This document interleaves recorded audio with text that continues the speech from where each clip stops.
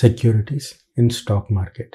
Securities and contract regulation యాక్ట్లో చాలా పెద్ద డెఫినేషన్ ఉంటుంది. ప్రస్తుతానికి మనం చూసేటి స్టాక్ మార్కెట్లో ట్రేడ్ అయ్యేటువంటి సెక్యూరిటీస్. ఈక్విటీ షేర్స్ ఏదైనా ఒక షేర్ ఎవరన్నా కానీ హోల్డ్ చేస్తే వాళ్ళని షేర్ హోల్డర్స్ అంటారు. వాళ్ళు కంపెనీకి ఓనర్స్ అయి ఉంటారు. వాళ్ళకి అన్ని rights as an equity share హోల్డర్గా ఉంటాయి. ఈక్విటీ షేర్ హోల్డర్స్కి కార్పొరేట్ బెనిఫిట్స్ ఇస్తారు.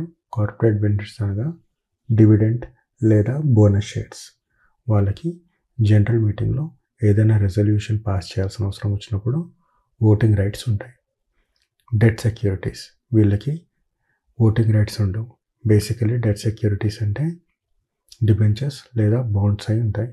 అయితే డెట్ సెక్యూరిటీ హోల్డర్స్ వీళ్ళకి ఒక ఫిక్స్డ్ ఇంట్రెస్ట్ అమౌంట్ ఇస్తారు. దాన్ని బట్టే వీళ్ళు ఇన్వెస్ట్ చేస్తారు. డెట్ సెక్యూరిటీస్లో సెక్యూర్డ్ మరియు అన్సెక్యూర్డ్ సెక్యూరిటీస్ ఉంటాయి. సెక్యూర్డ్ అనగా కొలాటరల్ ఉంటుంది. కొలాటరల్ అంటే ఏదైనా వస్తువు కానీ అసెట్ కానీ సెక్యూరిటీగా ఉంచడం. డెరివేటివ్స్లో 2 రకాలు ఉంటాయి. ఒకటి ఫ్యూచర్స్, రెండవది ఆప్షన్స్. డెరివేటివ్స్ అనేది ఏదైనా ఒక అసెట్ యొక్క అండర్లయింగ్ వాల్యూ మీద డిపెండ్ అయి ఉంటుంది.